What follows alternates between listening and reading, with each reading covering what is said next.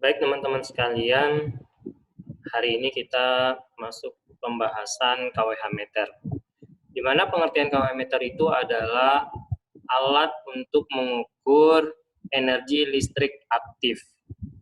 Sehubungan dengan daya listrik itu ada 3, yaitu daya aktif, daya semu, dan daya reaktif. Maka khusus untuk KWH meter ini adalah alat untuk mengukur energi listrik aktif.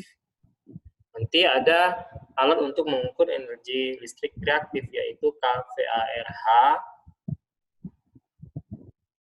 Dan PLN menggunakan KWH meter ini untuk mengukur energi listrik aktif yang digunakan oleh pelanggan-pelanggannya, terutama pelanggan rumah tangga.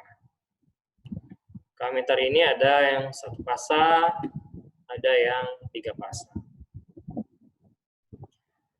Biasanya untuk PLN menggunakan KWH meter yang 3 fasa untuk pelanggan-pelanggan yang daya kontraknya besar, ya.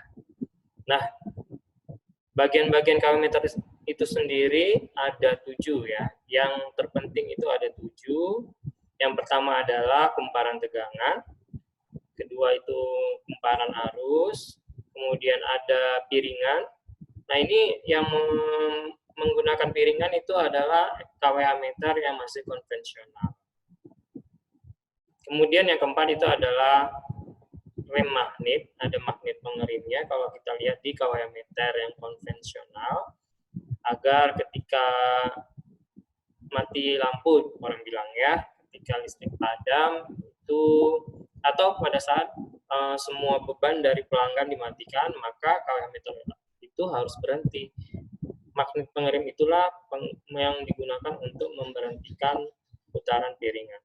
Nah, kemudian yang nomor 5 adalah register. Register ini untuk menunjukkan angka-angka atau energi listrik yang sudah digunakan oleh pelanggan, ya.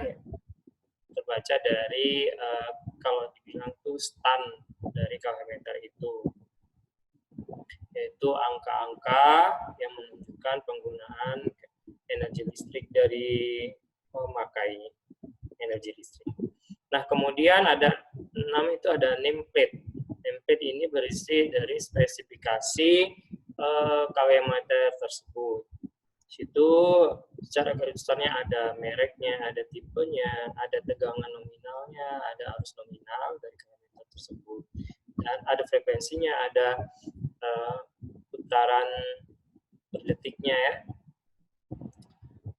Kemudian yang nomor 7 adalah terminal klip, yaitu terminal klip itu yang ini, ya, yang 7.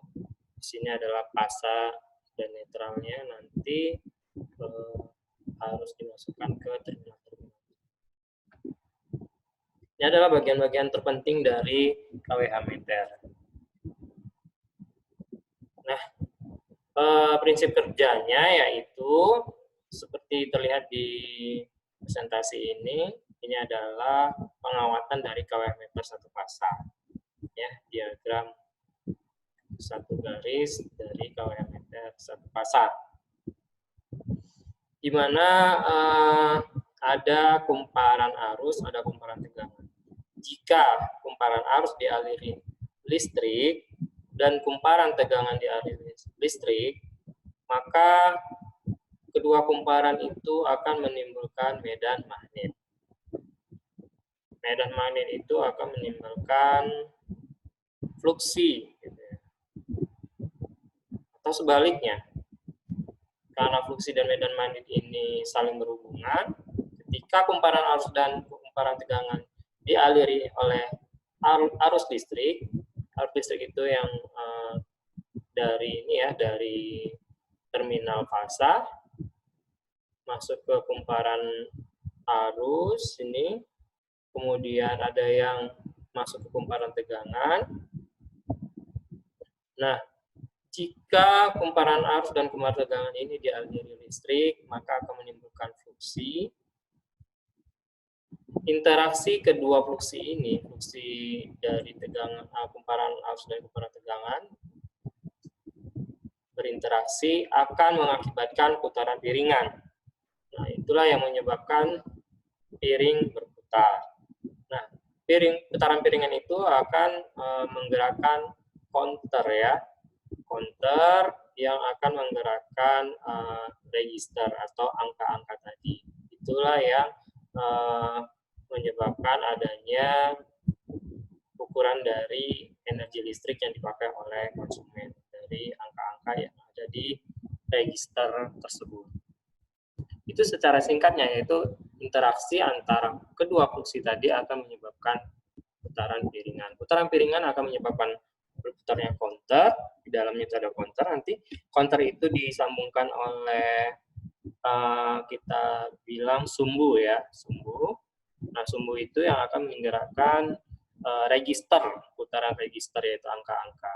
Angka-angka itu menunjukkan nanti besarnya energi listrik yang dipakai oleh konsumen. Nah, itu singkatnya. Namun sebenarnya pada saat kumparan arus di aliri listrik dan kumparan tegangan di aliri listrik, maka akan timbul fluksi di kumparan tegangan dan kumparan arus. Setelah timbul fluksi, maka akan timbul medan magnet. Kalau di teori listrik itu simbol medan magnet itu B ya, kuat medan magnet.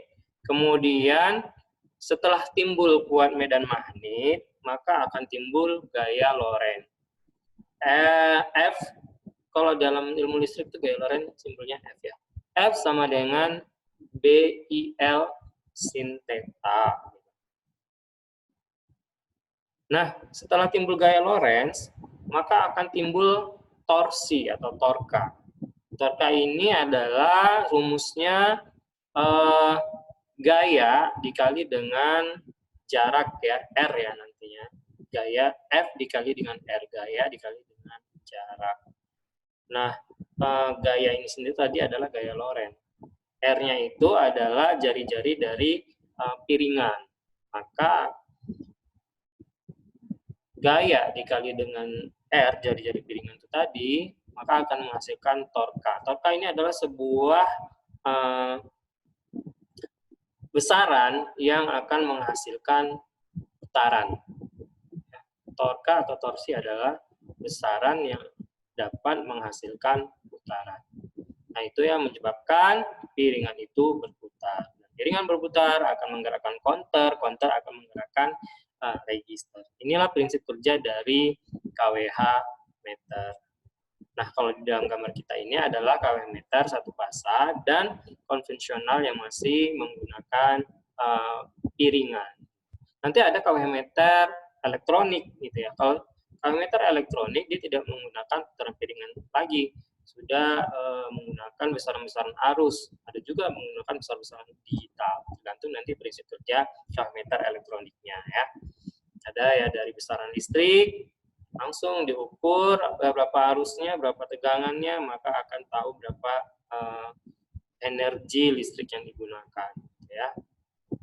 Dengan mengetahui juga besar sudut yang dibentuk oleh tegangan dan arus tadi, karena besarnya energi listrik aktif itu adalah perkalian antara tegangan, arus, dan faktor beban, yaitu cos P. Cos P itu adalah faktor beban, yaitu nilai cos sudut yang dibentuk antara arus dan tegangan. Seperti itu pemirsa. Nah, ini gambaran dari prinsip kerja KWH meter yang sudah saya jelaskan tadi.